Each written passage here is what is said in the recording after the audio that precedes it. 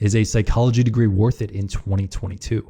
This video, we're going to talk about some of the advantages and disadvantages of choosing to obtain a psychology degree. We're going to talk about this at the bachelor's, master's, and doctoral level.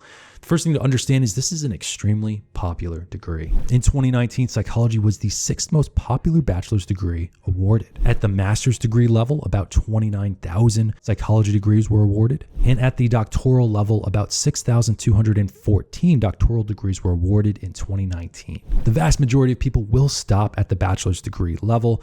Only about 29,000 will end up getting a master's degree with a focus in psychology, and then only about 6,000 will get a doctoral degree. So the vast majority of people will stop at the bachelor's degree level. Very few will end up getting a master's degree, and then an even fewer amount will end up getting a doctoral degree. And it's so interesting because you can't really become an actual psychologist at the bachelor's degree level. We're going to get into that in a second. You really have to get a master's or doctoral degree in order to have that title of psychologist.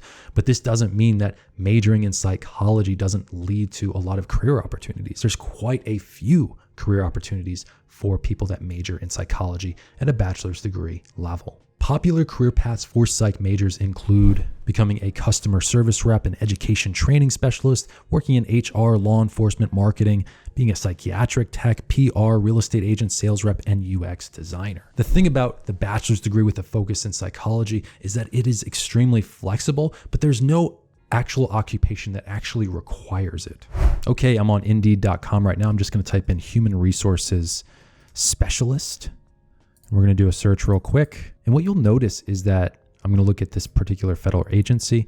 There's no mention of any kind of degree required to go into human resources, but a lot of psychology, people that major in psychology end up in human resources. There's no mention of a bachelor's degree where you're majoring in psychology. Same thing with public relations. If you were to type in public relations specialist and find jobs, going through them, you'll notice that, maybe there's a requirement for communications, but they're really communications, marketing, web design, or related field. A bachelor's degree is preferred, but it's not required. And you see this with so many positions that are open to people that major in psychology. There isn't a hard requirement for someone that majors in psychology, but it kind of opens the door a little bit to a lot of different occupations. And if you need help choosing a particular career, we have you covered. Choose the Right Career is a 7-step program that takes into account how much money you want to make, your interest, your personality, your values, and where you want to live. We take all this into account and we really try and help you figure out the perfect optimal career for you. Sign up today, and for a limited time, use coupon code YouTube-sub for 10% off. So I took a sampling of different occupations you can get into as a psych major at a bachelor's degree level. Here's the list right here, and here's the salaries. So as you can see, there's quite a few occupations that are paid between the $50,000 and $100,000 per year for average base salary. But for many of these occupations, you can potentially become a manager. For example, there's a huge rift in pay between, say, an HR specialist and an HR manager. HR managers almost make double what HR specialists earn. And getting a particular degree in psychology can help you get to that management level. There's actually people that actually get into HR without a degree at all, or they get into this particular occupation with an associate's degree. But when you start looking, at least when I was looking at HR positions or PR positions or marketing positions at the management level, they really do require at least a bachelor's degree. So in some ways, you actually can get into these occupations without a bachelor's degree, but your ability to get promoted, the ability to get one of these coveted management positions is limited if you don't have that bachelor's degree, at least in something like psychology or something else. Finally, let's talk about debt at the undergraduate level. The average student loan debt has been rising over time. In 2021, the average student loan debt after a bachelor's degree was around $30,300. When broken down by in-state, out-of-state, and private, you can really see that in-state is the best value. Private institutions charge over double what in-state institutions end up charging for tuition, and public out-of-state is also pretty expensive. So you can save quite a bit of money by choosing a public in-state program for at least the bachelor's degree. So the debt is substantial, but it's nowhere near what it is at the graduate degree level. So going into about $30,000 in debt to get one of these degrees, it's definitely a personal choice. It's definitely up to you. this debt has been rising over time. And unfortunately for people majoring in psychology after the bachelor's degree level, the average starting salary for many of these people is around $33,000 per year. This is from the National Center for Education Statistics. Unfortunately, it's a little old. It's from 2017, but the starting salary really depends on which kind of occupation you go into. This is just an average. Obviously, if you choose to go into HR, PR, or marketing or sales, these numbers can be wildly different. So take this kind of with a grain of salt. Finally, before we talk about getting a graduate degree in psychology, we need to talk about med school, specifically being pre-med. Is majoring in psychology a good pre-med choice? And according to the Association of American Medical Colleges, AAMC, it is not a good choice to major in psychology and be pre-med. The AAMC actually found that the med school acceptance rate by undergraduate major really favors majoring in physical sciences, humanities, and math and statistics. Psychology actually fell into other, so it's actually even below the average occupation. So majoring in psychology and being pre-med, even if you're interested in becoming a psychiatrist, it's much better to major in some kind of physical science, humanities, or math and statistics, at least according to the latest data from the AAMC. So even if you're deeply interested in becoming a psychiatrist, getting into med school is extremely challenging. Only so many people get into med school, and it's extremely competitive.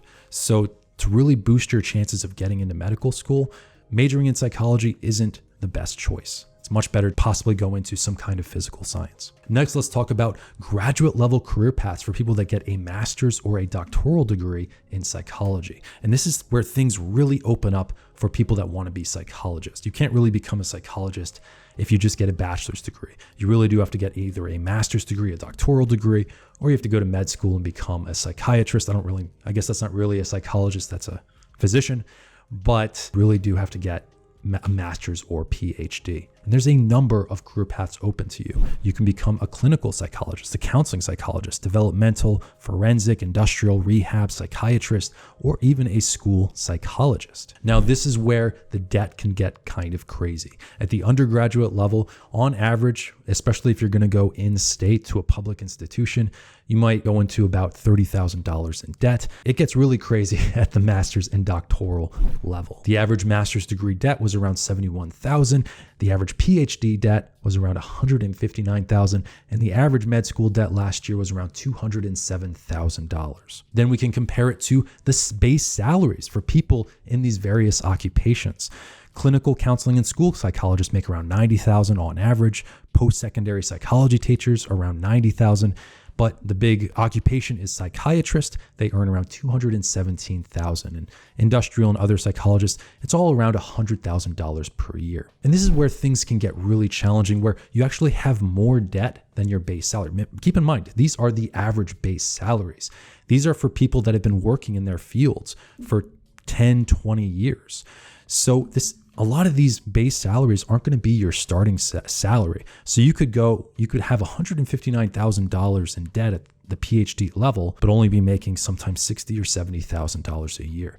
This really forces a lot of people to live with their parents and to really kind of struggle for quite a few years. My favorite occupation out of all these would be trying to become a psychiatrist, because there is such a shortage of psychiatrists right now. About 20% of the entire US population is on some kind of antidepressant, and they're constantly seeing psychiatrists. And to book an appointment with a psychiatrist, there's stories of people waiting 2 or 3 months just to meet with a psychiatrist. I did an entire video on this. The psychiatrist shortage is real and it's growing, and a lot of physicians are going to retire over the next 10 years. So the US population definitely needs a lot more psychiatrists that are employed and working and serving a lot of the mentally unstable people in our population. Hope you got a lot of value out of this particular video. What do you think about majoring in psychology or getting a master's or doctoral degree in psychology? Let us know down in the comments below. If you enjoyed this video, definitely check out some of my other content on psychologists or psychiatrists. Thank you so much for watching, and I'll see you in the next video.